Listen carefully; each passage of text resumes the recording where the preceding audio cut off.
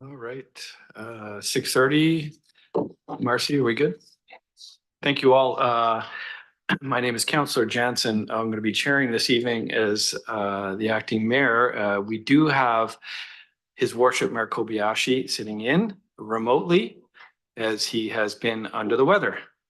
So he is going to be like the principal watching the pupils at work here. So welcome, Mr. Mayor, and we hope that you're well. Our land acknowledgement. We acknowledge with respect that we are meeting on the traditional territory of the Lekwungen speaking peoples, and we are honored to have the opportunity to build strong working relationships with the people of the Songhees and Swepsum nations. I'd like to call this meeting to order. First will be, let's see here, public participation. Approval of the agenda. That's what I meant to say. Thank you so much. So we have 3 items in 2.1, near term, long term, and agenda minutes. Sorry, the agenda for this evening. If I can have a mover. Sorry. Right. With the slight amendment that 7.1 has been removed. Thank you for the reminder, Marcy. So 7.2 will now be 7.1.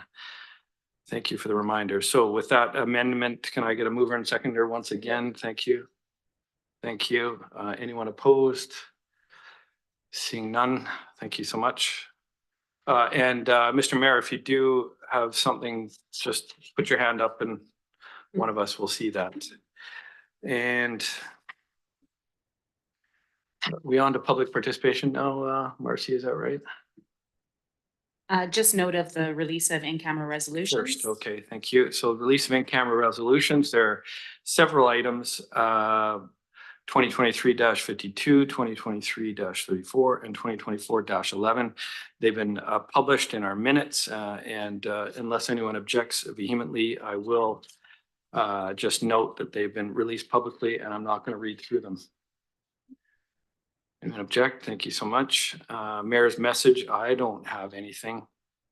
And adoption and receipt of minutes.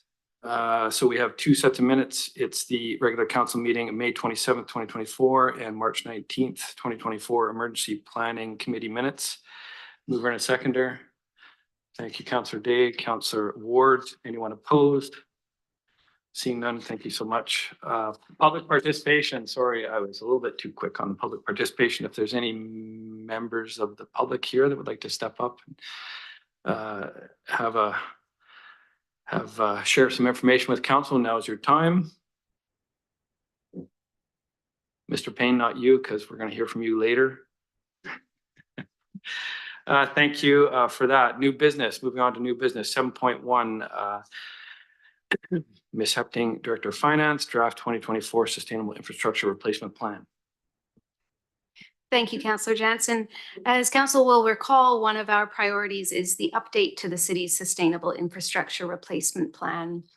We have been working on this update for some time now. We have engaged the support of Fit Local Government Consulting Services. Christopher Payne, Principal, is joining us tonight, and he will lead council through a presentation of this plan's update. You can see on the agenda before you, we recently presented the update to the city's infrastructure committee. Their recommendation is before you and for consideration this evening. So with that, I will turn it over to Christopher Payne to lead the presentation. Thank you. Thank you. Good evening, Mayor and Council. I'm going to run you through a more succinct presentation than we provided to your Infrastructure Committee. Very good discussion with that group of folks. They brought forward some recommendations for you to consider. And so we'll walk you through a succinct version of the presentation plus those recommendations from the Infrastructure Committee. So thanks again for inviting me to present today. So today we're just going to talk about the history and background to this project. I feel like I'm speaking really loud. The scope of work that was included, some key findings and concepts, the methodology utilized, and the key recommendations that come out of there. So as some members of council will recall, having been part of the council, there was a SIR plan prepared in 2019. That sustainable infrastructure replacement plan proposed 12 years of 1% tax increases. And largely that recommendation has been implemented. For instance, in 2019, 2021 to 2023, and then there was a 1.64% in 2024. There's a pause during COVID, which wasn't abnormal among municipalities. Several other areas that the city made progress in terms of asset management progress. 10-year pavement condition and operating capital spending plan was prepared. Your fleet policy was adopted, which informed the new methodology employed in this plan, as well as enhanced asset management service delivery, new GIS service area, engineering restructure and master planning capacity, infrastructure accountant in the finance department, as well as your sewer master plan, 10-year operating and capital spending plans, and your infrastructure committee in 2023. You may be aware asset management software has been procured, so your staff are working on implementing that at this time as well. And lastly, a stormwater master plan is planned for update in 2024, 2025. So significant asset management capacity showing up in your deliverables since 2019. So what were we trying to achieve with this plan? There's a myriad of different asset management plans that you can do and different steps along the way. So we like to just qualify exactly what was undertaken in this project. So the primary aim of this project was to estimate replacement costs. We wanted to update those costs since 2019. There's been a significant increase in costs as well. We wanted to forecast your spending over the next 100 years. And we'll talk a bit later on in the presentation why we chose a 100-year horizon. We'll do that right now. The reason why we chose a 100-year horizon is because it analyzes funding needs versus existing funding. The 100-year horizon is selected because we basically guarantee that we will see one iteration of every single piece of equipment asset replaced in that time frame. Many of your assets have long useful lives, bordering 100 years, some of the PVC pipe. So in doing that, we can see a full cycle replacement of your infrastructure. And from that, we can calculate your life cycle replacement costs and sort of peg what we believe your infrastructure funding should eventually reach. And also Colwood is a younger community. So being a younger community, much of your infrastructure is new, no more than 30 years old, meaning that a shorter time frame of a plan, you might not see those replacement costs show up. And so if you were to use a shorter time frame to calculate funding needs, it wouldn't show the full picture. Doesn't mean that it can't be done. One of the things that I note in many of these plans is that actually best practices around the world in terms of financial planning for infrastructure replacement recommend 20-year capital plan. So this exceeds best practices through some of those authorities. So we wanted to analyze funding needs versus existing funding. How are you doing with funding versus what we recommend you achieve in terms of funding? The funding needs are eventually basically what you will have to pay eventually. You can choose to fund some of that now, the majority of it now, or to a lesser extent, but at some point those costs will catch up. Most of your assets are not really discretionary in terms of replacement. Calculate at least 75% of your asset spending over the next 100 years will be storm, roads, buildings, and sanitary sewer. We wanted to forecast reserve balances and debt servicing under different conditions, and we conducted a sensitivity analysis. The reason that we conducted a sensitivity analysis was to really use different parameters and to see if the findings were similar. So for instance, some of the major assumptions used in the modeling are the useful life of your assets and the replacement costs of your assets. If those assumptions change significantly, so will the findings. We wanted to make sure that the recommendations that flow from the findings are within some boundaries of reasonableness. And so we modeled optimistic and pessimistic parameters, and that sort of validated the recommendations on a high level. Maybe not on the specific dollar amounts, but on a high level, they were validated that way. From that, we made funding and policy recommendations, and your staff get a copy of the financial modeling database afterwards, which could be useful during the implementation of your asset management software. Potentially can be used for modeling in the future and eliminate the need for my assistance. We also produce the report content, and your staff graciously worked with your internal stakeholders to develop that content and make that content more relevant for your consideration. So here's some of the key findings, and this is just kind of like your executive summary. If you read the executive summary of the report, you have all the information that you need unless you really want to dive into some of the assumptions. So we value your inventory currently at $740 million.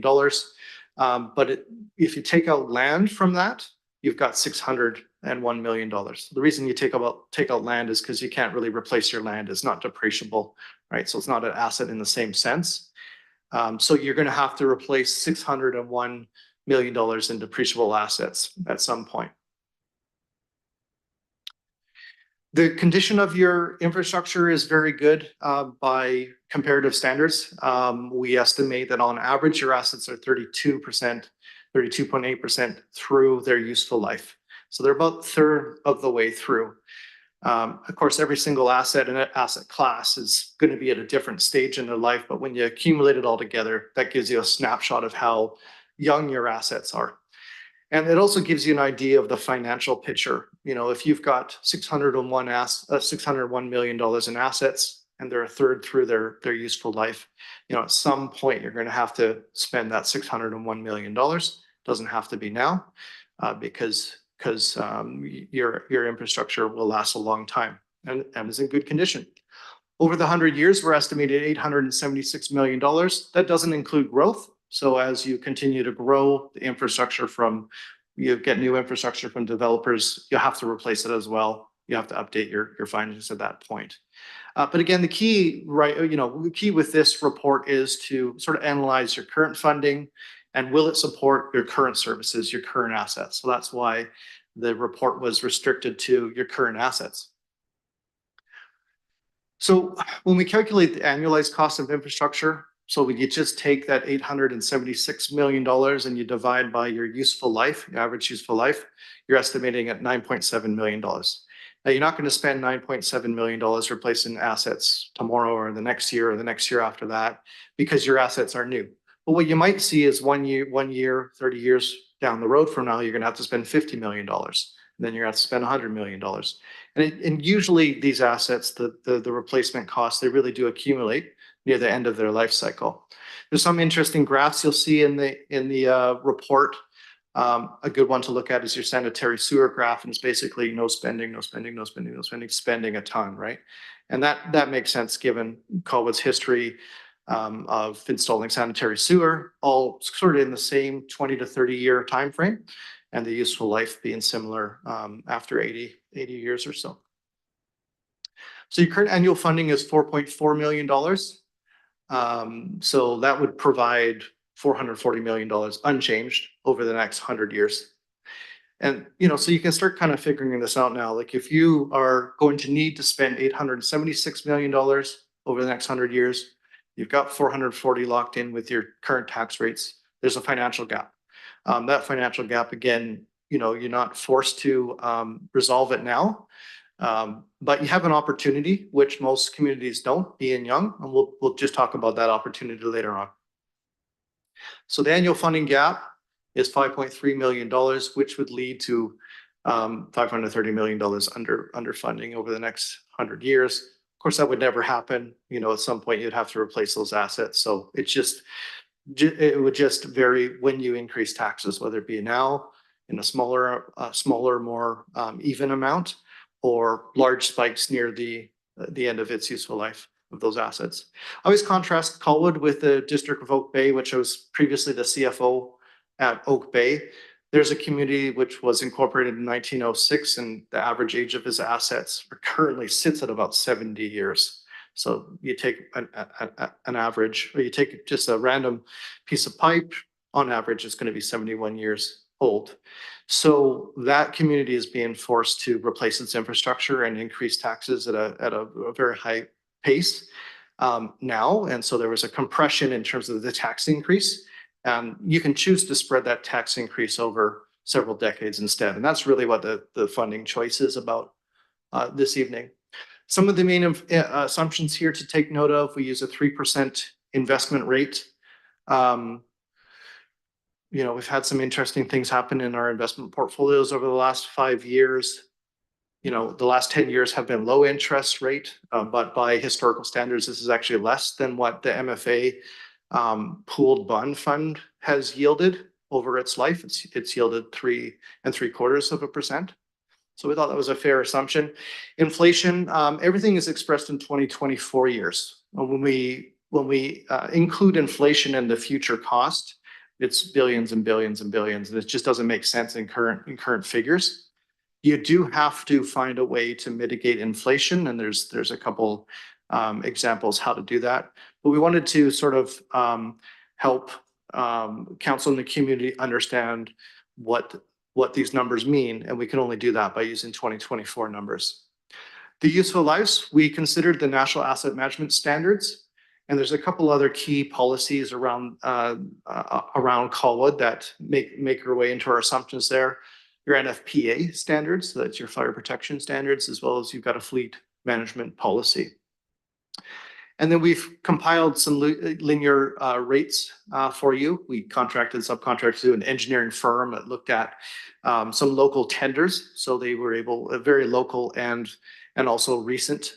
So they were able to ground truth the replacement cost. So they're reasonable. It's a reasonable estimate. Your staff also helped us out significantly with other unit rates, replacement costs for your vehicles, the unit rates for your buildings, et cetera. So here's just kind of how your assets break down in terms of value. The majority, or the largest portion, not the majority, would be in your road infrastructure, but drainage and sanitary sewer, again, those three combined, are over 75% of your value. Buildings, although they are acute, and the Colwood is experiencing the acuteness of the cost of those buildings right now. They come and go, and there's only a couple in your portfolio, right? But road, drains, and sanitary sewer make up the bulk of it.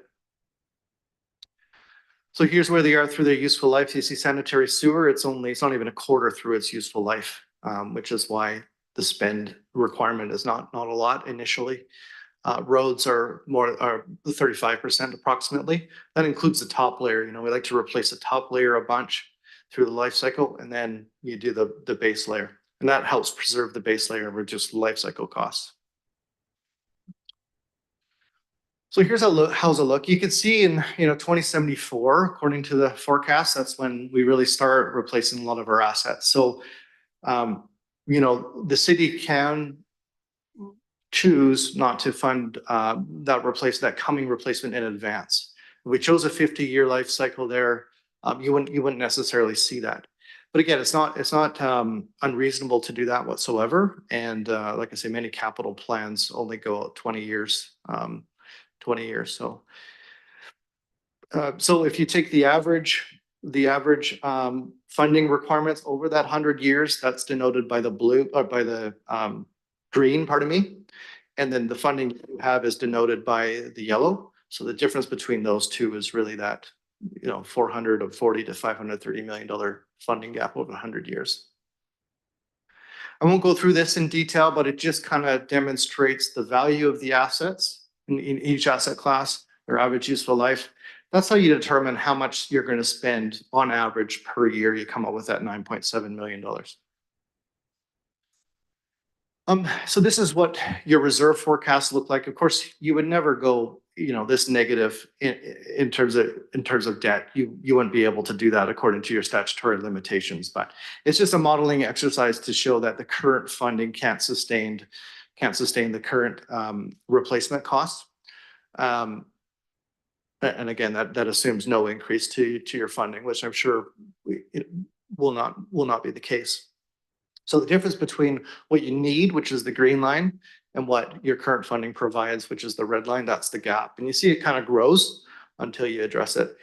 Mind you, the city of Colwood has taken significant steps since 2019, right? We've got at least 1% tax increase plus 1.64% tax increase. And so if you measure how much further you would have been behind without that, it's gigantic. I forget the figure, but probably close to $300 million at least. So significant progress that you've made. And not only that, you're able to share on some investment returns as a result of that, which would otherwise be tax funded funding contributions. So here's just an example of what, investment returns can do for you. Council has to struggle with the concept of equity when it comes to funding. Is it fair now to take, to increase taxes, set it aside in your reserve, earn investment returns, and then you have a reserve to replace your assets? Is that a fair way to fund it? Or is it fair to wait, take on debt, and then when you take on debt, you can spread that cost over 30 years from that point forward. As people are using that asset, they're paying for it by paying their taxes. That is a much more expensive option, but in some ways it's more equitable. In some ways it's not as equitable. And it really depends on the nature of the asset, who paid for it to begin with, et cetera, et cetera. I think most people would say that, though, waiting to the last minute to save is probably not equitable, and it also costs a lot of money. So here's an example. This is just a modeling exercise. It's not based on a specific example. In this exercise, we assume that you have a sanitary sewer pipe. It's going to be $100,000 to replace, let's say, in 80 years. If you contribute 40 cents on the dollar towards that from year zero, then the remaining would be paid off with investment returns. So 60% of it can be funded with accumulated investment returns. And that's with a 2% investment.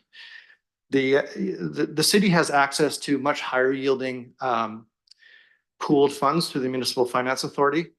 They just introduced their diversified multi-asset class, which is supposed to be inflation plus 3%. That's their performance target. So this would be way bigger, just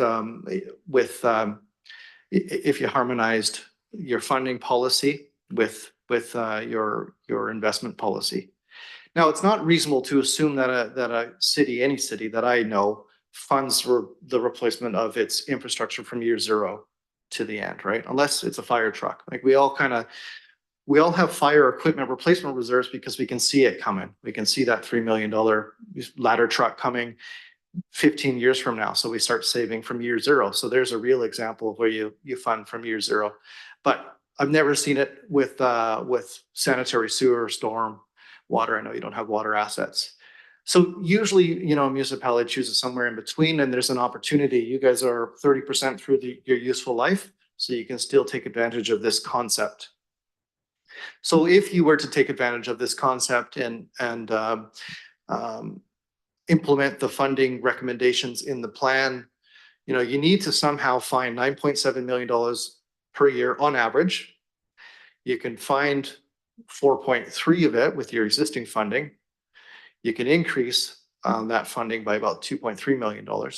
And the rest will be solved by investment returns on average over the life of the plan. But again, that assumes that you implement those funding recommendations. I think, yeah, it's not in this slide, but it shows how those reserves accumulate and the amount of investment returns accumulate over time until those reserves need to be used later on. So here's one of the recommendations that comes out of it. There's a recommended increase to your utility fees for a sanitary sewer, 12.25% per year for 3 years, so 37% overall, 36.75, I believe it is. So that's if you choose to fund 100% of your forthcoming sewer user fee or sewer infrastructure with a sewer user fee. The city can choose to fund some of that with taxes. That happens. And the city can choose to spread that out over any duration that you want. We chose a 3-year. I don't want to use the word aggressive because that's negative, but it's a fast target if you want to choose that. And we put in there the what we believe that would do to your sewer user fee, and that was at the request of the infrastructure committee. Makes total sense. So you can see how the fee accumulates. So after 3 years of increases, you're looking at $706 for the average, as compared to the starting year, which is $426. So just under a $300 increase overall over 3 years. And then the second recommendation is 5.5% to property taxes. Again, this one you could, there's no duration recommended. You can choose to be as quick or not as you want with that one. It's not so much dissimilar than what the 2019 SIR plan recommended. You would have about 5 years left of that SIR plan. So a % tax increase would be in line with that. But if you want to tackle it quickly, you can tackle it quickly as well. So again, we've demonstrated and calculated what the cost of that would be. Now, one little caveat here, though, is this really doesn't include your RCMP building and the tax increase required for your RCMP building and the tax increase required for your public works building. Assuming those get electoral assent, those are about another 6%. So this recommendation is just for the assets outside of that because there's sort of a separate process underway for those buildings. So another recommendation is to increase your infrastructure replacement funding for forced growth annually, or what I mean is your capital cost depreciation. So if in 2025, the cost to replace your infrastructure is 3% higher than 2024, make sure that your CFO increases your reserve transfer or direct capital funding by that 3%. Otherwise, you're falling further behind. Now, this, comparatively speaking to the 1% overall tax increase that you've been employing, is quite a bit less. It's probably 1/3 of a full tax % increase. And that's because your infrastructure funding budget is a proportion of your entire budget. So by increasing that budget by 3%, you're not, the impact is less. So that would be over and above your 1% per year. I give a good example here. The District of Saanich, they led the way when it came to this infrastructure plan, and they increased their taxes by 1% every single year, but they weren't compounding it. So it wasn't 1% of 2025 of the increase from the previous year, just 1% of the base year. And after 12 years, they went and evaluated how well they did. Of course, prices had increased significantly. They still had made significant progress, and they would have been way behind. But had they just compounded that tax increase with a policy like this, it would have been relatively painless in the year, but significantly advanced, in the 12th year. Right. Yeah. So here we are, your infrastructure funding is probably 31% of your tax funded budget. So a 3% construction cost increase would be a 1% overall tax increase, as an example.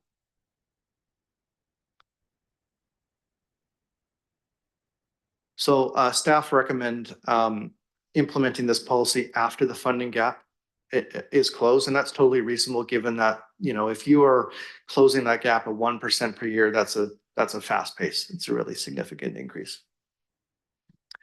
The other recommendations are to establish dedicated funding for your major asset classes. So that would involve taking some of your tax funded transfer to reserve and divvying it up into storm, roads, et cetera. And to establish dedicated reserves as well. So at any point, your CFO can look at your reserve balance for roads. They can compare that to forthcoming expenditures, and you can gauge sort of the reasonableness of that and prioritize it. Most of these asset classes have dedicated funding: sanitary, sewer, buildings, vehicles, and equipment.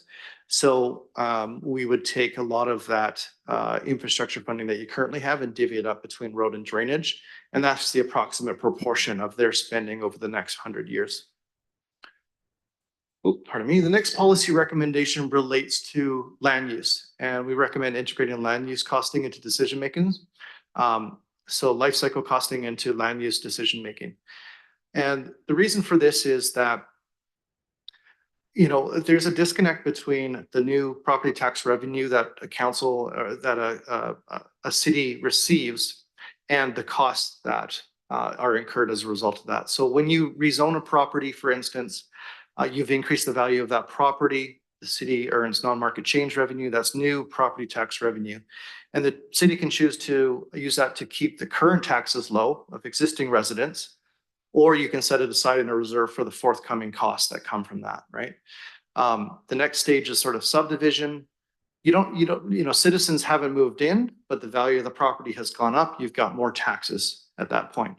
then when your building permit is issued and your occupancy permit is issued, citizens move in, they start using your services. Now they start costing the city more money. So you've received all this extra tax revenue and you've used it to depress your tax increase. And now you're incurring the cost. So that's when you start increasing the taxes, even though there was an event prior to that.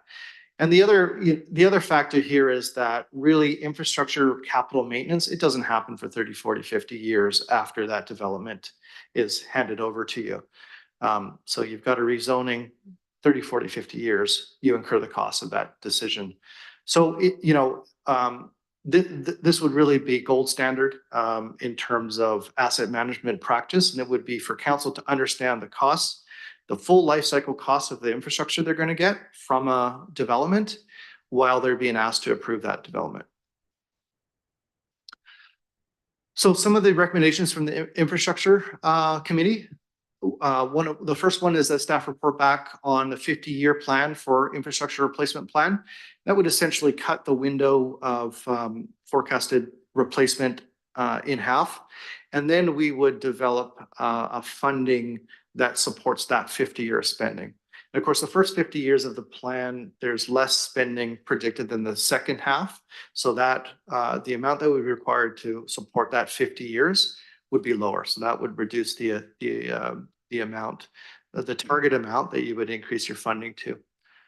And then the committee asked us to include the taxation and utility impact. So that's been included in the report for your perusal. And then the next piece of work would be for us to provide feedback on the impact of investment return. So if we targeted a 50-year sustainable, an amount that could fund all the capital replacement envisioned in 50 years, that would reduce the amount of accumulated investment we have in our reserves. And so your committee wanted to know how that would impact the next 50 years. And it would reduce the amount of investment return you could earn in the next 50 years, therefore increasing the tax increases that's required for that 50 years. So your committee wanted that piece of information. That hasn't been done yet, but that would be for council consideration this evening. So I whizzed through that. So I'm more than happy to answer any questions that you have, and I thank you very much for your time once again. And thank you, Mr. Payne. So I guess we'll be investing in some GameStop stocks in the near future. I'll bring it back to council, Councillor Day. Thank you. And thank you for the presentation. It's a lot to take in. And I do find, even though I was chairing the infrastructure committee, there's a few things that I still stumble over some words in your descriptions. So I'm just mentioning that from the point of view of trying to make it easier for our community to understand as well. On the sustainable slide for the 100-year spending forecast that shows, the bar graph, so the coming due infrastructure replacement, and it has a little category that, at least on the slide on my iPad, doesn't show up that well. The overdue infrastructure replacement. That one, yeah. So I think I just wanted to point out those little red bars on the one that goes 24 to 28, and then the next 4 as well. And that's the overdue infrastructure replacement. And I wanted to ask, I think it would be fair to assume that that's either roads or drainage, or a combination of those two, that are overdue infrastructure replacement. But I just wanted to ask why that's the only part of the graph that we have showing up to 2048 has overdue things. Through the acting mayor. A good question. It is roads and vehicles. And some of the vehicles are slightly overdue for replacement only because your fleet policy was recently adopted, and so they weren't replacing it at the same cycle. So they're catching up a bit on that. And because you're such a young community, the overdue infrastructure is so minor, it's 0.3%, I believe, of your entire inventory. However, if you get into a situation where you're not replacing your infrastructure at the risk matrix that, or the service level you want to be, then not only do you have to deal with the coming due, all the infrastructure that's still going to come due for replacement, but what's piled up as well. So you don't want to get into that situation where it's piled up.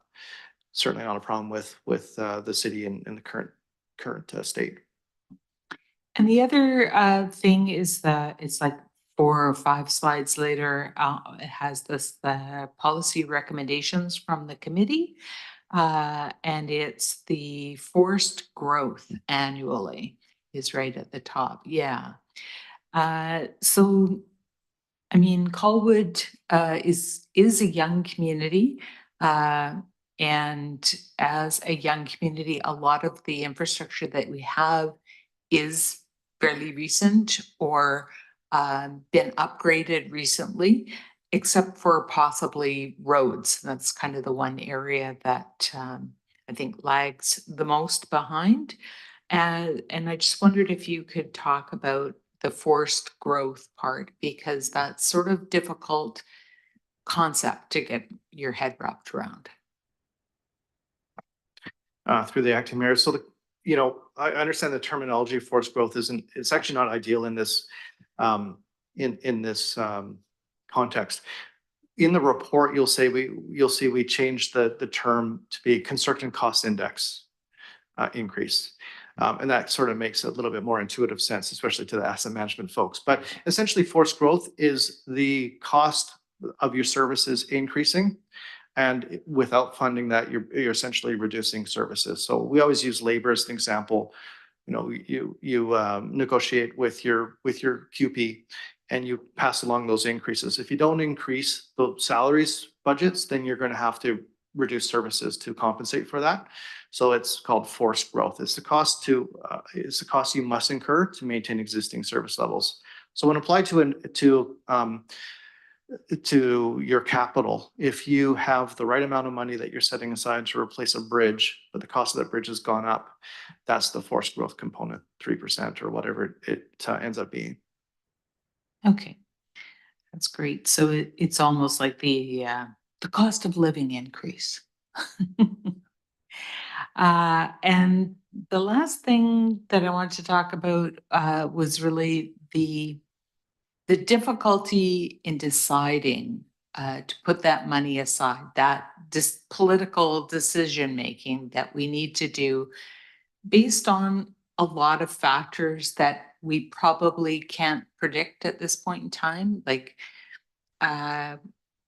COVID. Nobody would have predicted, although it was predicted, but we certainly didn't have it in our minds that there would be a pandemic prior to there actually being one. And in that particular year, we had to make adjustments. We didn't increase our infrastructure savings and instead just tried to kind of hold the line because nobody knew what was going to happen tomorrow.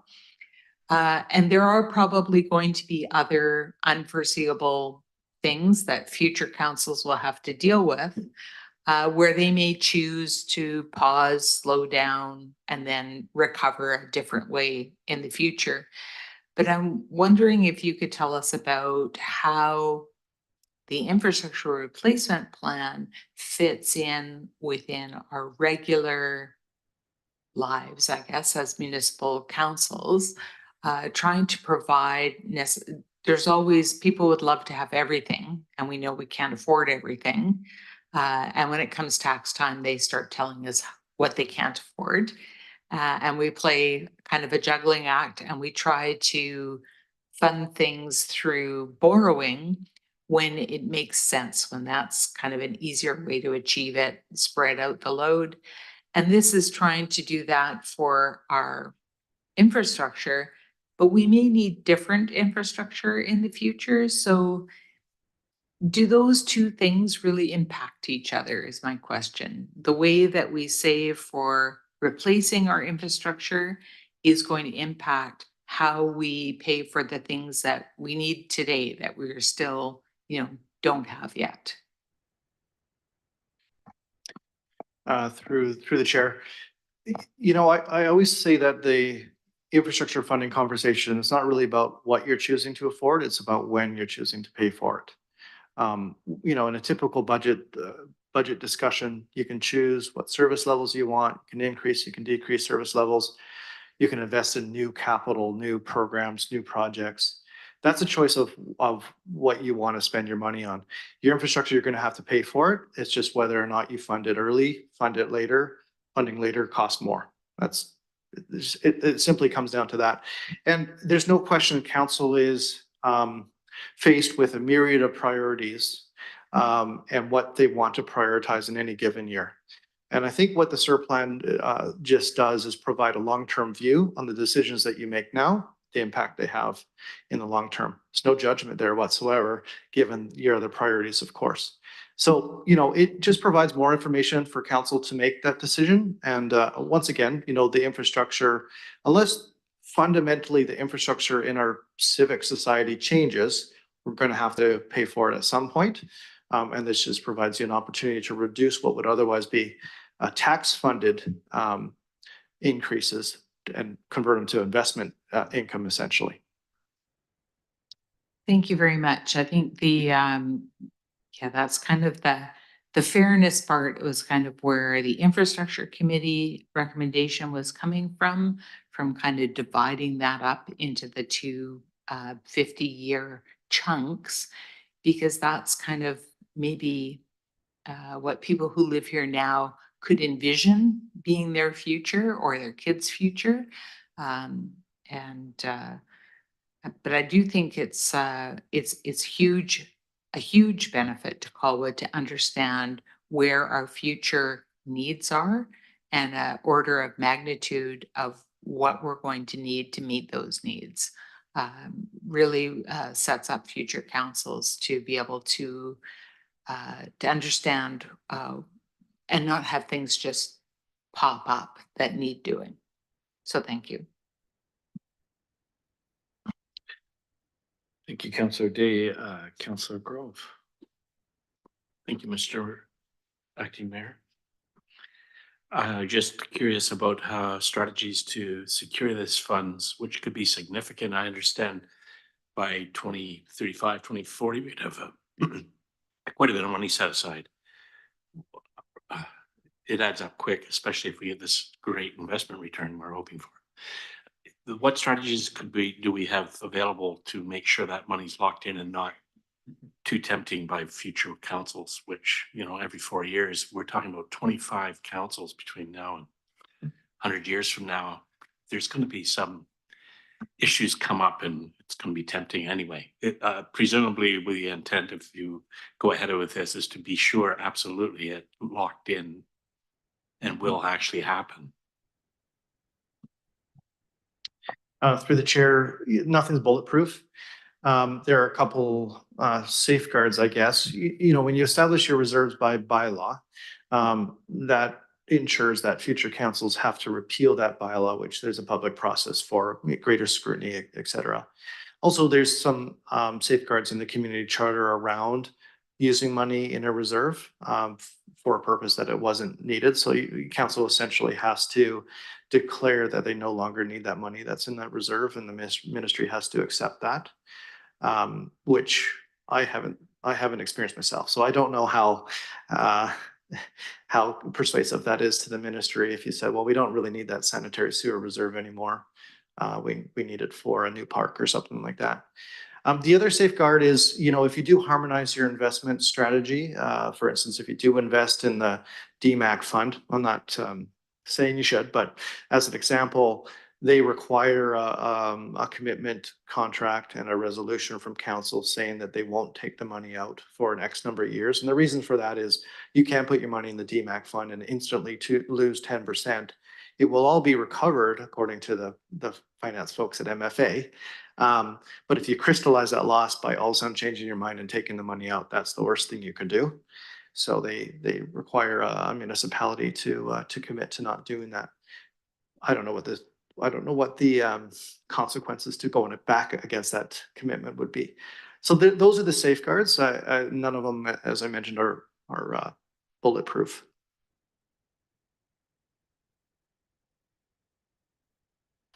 Yes, I'm sorry, Mr. Acting Mayor. I thought I was done.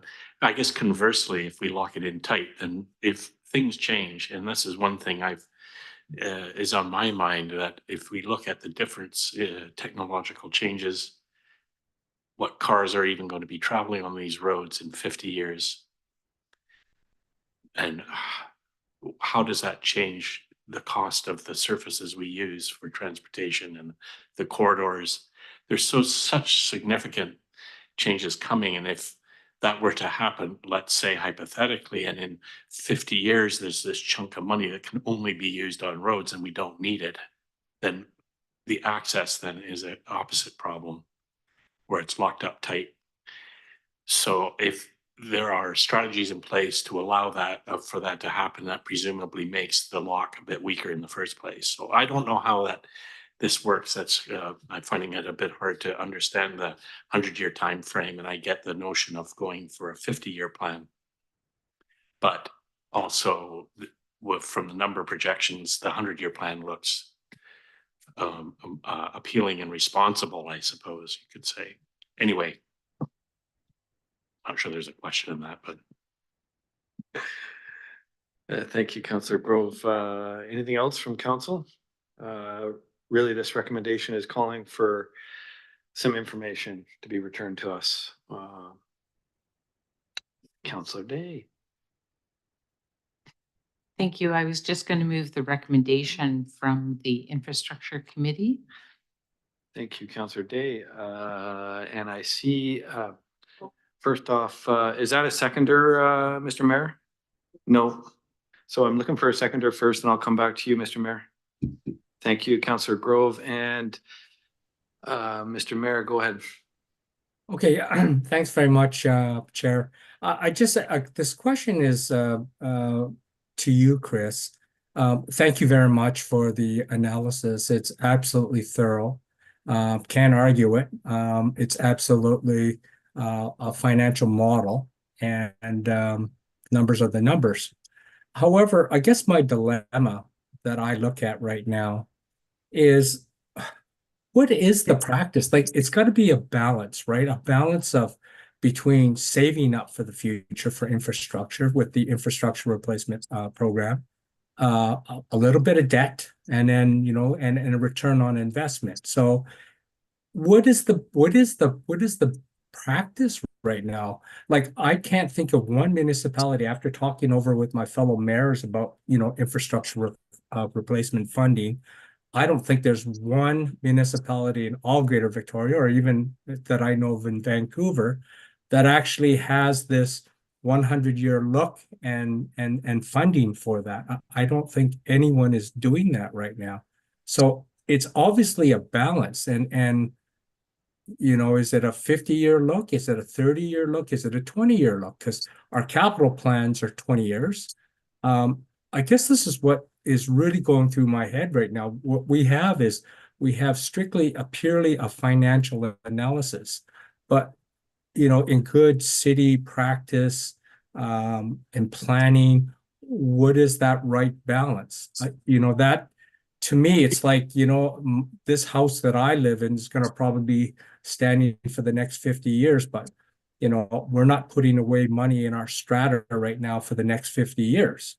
We're doing it for, I think we have a 20-year, it's within our capital operating maintenance and capital right now. And that's how they figure out how much our strata fees are going to be for our contingencies, for infrastructure replacement. So, and I don't know where they even got that number from, to tell you the truth. I've never asked the question. So we have the same thing here. What is the right balance? Is it, because to me, and it sounds almost selfish, but no one's going to put a monument of me in 100 years, or this particular council, saying what an insightful council they were, because now we don't have any debt. We could pay for all this infrastructure replacement. Come on, let's be real. I'm just talking the truth here. So I guess my question is, what is the best practice? What's the balance right now? Because, you were saying 50 years in this particular motion. Why is it 50? Why is it not Okay, we've seen what 100 years. We don't like the 100-year solution. 50 years, or is it 30 years, or is it 20 years? Like, and what is that balance? So could you take a hack at that, Chris, for us? Through the chair, I would be happy to. Just before I finish this answer, I do have to run after this answer. I apologize for that. You know, the 100-year view, I would say, it's really just there to demonstrate how much we believe the costs are going to be over the next 100 years. So it's just to provide an order of magnitude how much you're going to spend. Again, it's up to council what target they want to choose for funding. If you want to choose the annual funding level that will sustain you for 50 years, you can choose that. If you want to choose the funding level that will sustain you through the entire life cycle of the asset, choose 100 years. And so what is the right target? There are no municipalities that fund 100% sustainability that I've encountered. There are certainly some major municipalities that have no debt, and so they're trending in that direction. But then you have municipalities like, again, Oak Bay, I pick on Oak Bay, who, if they were to choose a 50-year window now, because of all their infrastructure is due for replacement, it would far exceed what the annualized amount is for the life cycle. And that's because they had to add on debt plus everything that's overdue for replacement from before. So you just want to avoid that situation. There absolutely is a balance. And the healthier the balance you can strike earlier on in terms of proactive replacement, the less it's going to cost your constituents in the future. So, you know, there is no right answer. The equity is something for council to consider. You know, I think the crux of my message is Colwood has an opportunity that most communities don't have because of how young it is. I know your neighbor next door in View Royal, almost the same exact considerations they incorporated a little bit after you, I believe, 3 years after Colwood. So they're considering the exact same things. With that, I'm going to head out and pick up my son from baseball. Thank you very much. Thanks, Chris. Thank you. Hopefully that was enough, Mr. Mayor, and thank you, Mr. Payne. And I'm sure you'll be back once this comes back to council again.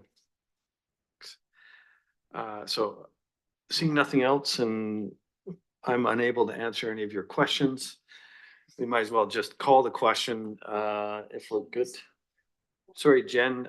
So if anyone does have a question for staff, for sure. Seeing none. Let's go with all those in favor of the recommendation. And that's unanimous. That's what I see. Anyone opposed? Noted. Thank you so much. Bylaws. Let's see here. 8.1, bylaw number 1700-12, official community plan, transit-oriented areas designation for adoption. Mover and a seconder. Thank you, Councillor Olson.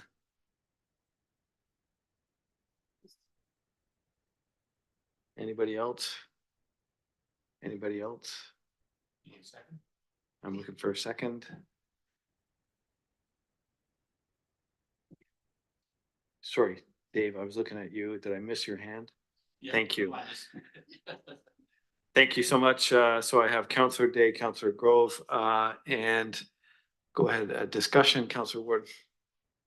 Yeah, thank you. I just didn't want to go on record as moving or seconding because I have some fundamental objections to the legislation itself, but I think it's important to state that I don't plan to stand in the way of it. I will vote for all of the motions for these bylaws before us because I think we need to push it through. Staff needs to have that certainty. You know, they put all the effort in, they need to be able to get to work. But just personally, I wanted to register my objection to what I see as a flawed approach provincially, you know, in that this is a carrot and stick approach without the carrot. You know, it's kind of performative politics from the provincial government, and a lot of municipalities have readily adopted and are happy with it. I'm not of the same mind. I think there's a lot of work to be done. We talked about infrastructure moments ago, and at FCM just this last week, there was a lot of talk for many of the municipalities that our municipal funding system and taxation system is woefully outdated.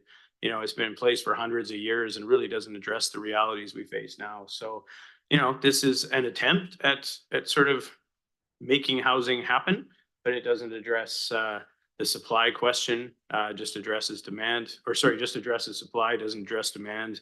And at the end of the day, it's flawed in my opinion, but I will support it because our staff have a job to do, and standing in the way of it just to, you know, stand on a soapbox isn't going to help anybody. Thank you. Thank you, Councillor Ward. Councillor Day. Thank you. Similarly, I feel that there are many communities who don't want to have to speak out against a provincial directive, but find themselves lacking the tools that they need to deal with the reality, which is traffic, parking, cost, especially cost. Affordability is not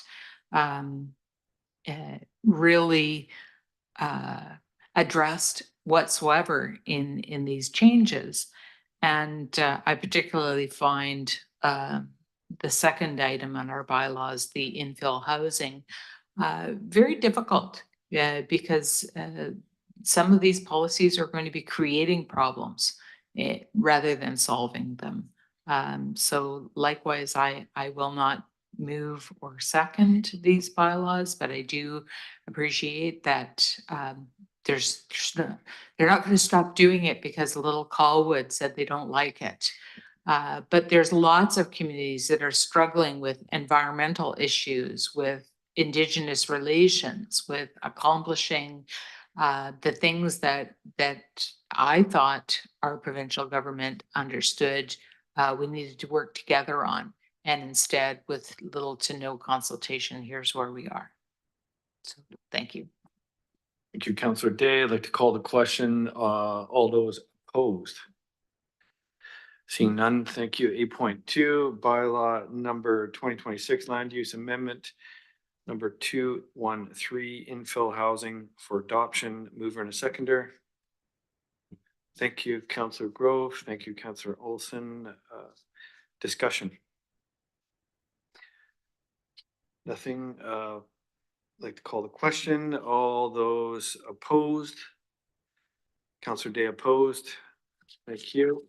8.3, bylaw number 1909-1, off-street parking regulations, transit-oriented areas designation for adoption. Mover and a seconder, please. Thank you, Councillor Olson and Councillor Grove once again. Discussion. Seeing none, all those opposed? Thank you. That's unanimous. And just one further note I have here. Apparently it's someone's birthday in the gallery. If anyone has a birthday today in the gallery, could you please raise your hand? Hey, JR, you're finally 30, are you? Thank you so much. Looking for a mover, looking for adjournment. Thank you, Councillor Grove, seconded by Councillor Olson. Thank you very much. Meeting adjourned.